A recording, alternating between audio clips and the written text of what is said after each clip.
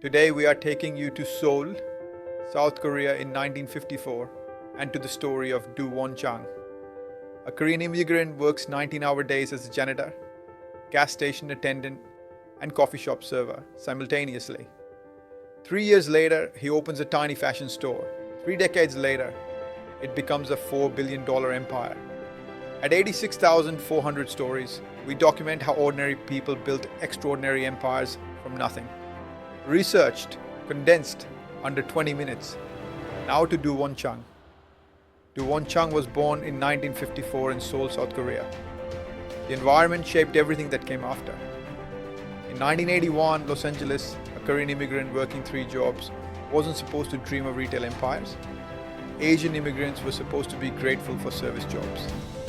19-hour days were survival, not strategy. The path from janitor to billionaire didn't exist in any immigrant manual because it had never been done.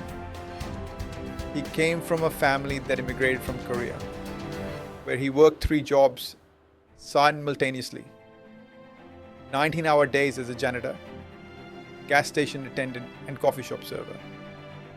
In Seoul, circa 1954, families like his weren't supposed to dream about empires. They were supposed to survive, get by, accept whatever ceiling the system placed above them.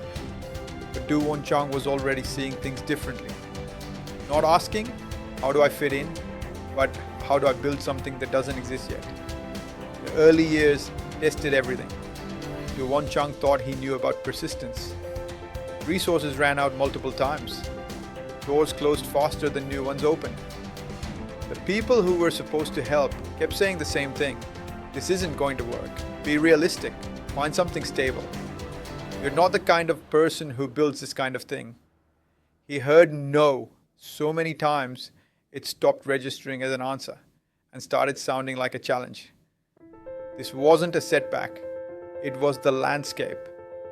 Every door that opened led to another that was locked tighter. Every maybe turned into a no.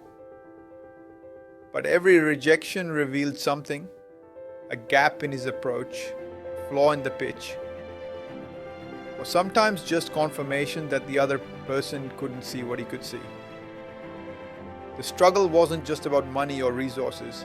It was about convincing a world that had already made up its mind.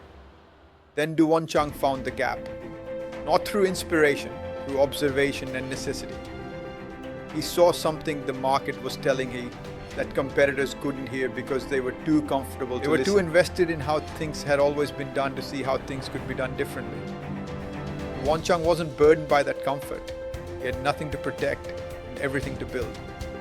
The pivot wasn't dramatic from the outside. It rarely is.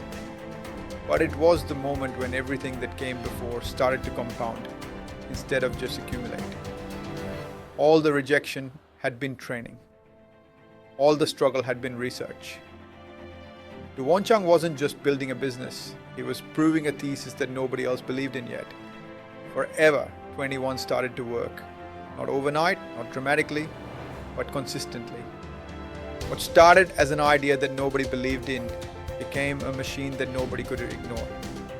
The same qualities that made the early years so difficult.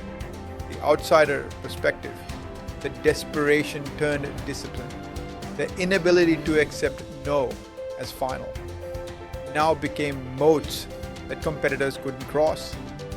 They could copy the product, they couldn't copy the hunger. The growth wasn't luck. It was compound interest on years of work that nobody saw or applauded. Every failure had taught something specific. Every rejection had pointed toward the approach that would actually work. Won Chang had become an expert in his industry, not through credentials, but through the accumulated weight of doing. As he later said, if you don't give up, you cannot fail. Today, Won Chang stands at the helm of an empire worth $5.6 billion. The transformation seems almost impossible when laid out like this. From nothing to $5.6 billion. From no resources to resources that could fund nations. But the numbers are just the visible part. The internal change, the moment Won Chang decided the ceiling didn't apply, happened long before anyone could see it. That decision, made in obscurity, is what made everything else possible. So what do we learn from the story of Won Chang? That starting points don't determine destinations. That the constraints you face can become advantages.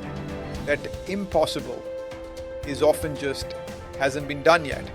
And that his story proves, documented, verified, that possibility has no postcode. If this story meant something to you, if it gave you even a small piece of what you needed today, subscribe to 86,400 stories. New documentaries 3 times per week, all under 20 minutes. Tell me in the comments what part of this story hit hardest for you. And remember, possibility has no postcode. Anything is possible.